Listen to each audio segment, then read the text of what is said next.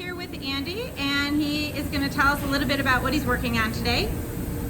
I have a brand new quarter panel for a 2016 Cadillac ATS, and I'm using my belt grinder to remove or strip the E-coat off the mating surfaces so I could spot weld it onto the car.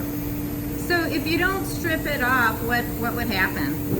You'll have blow through, you could have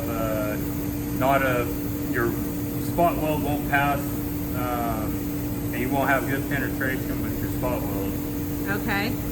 Okay, so you're going to go all around the panel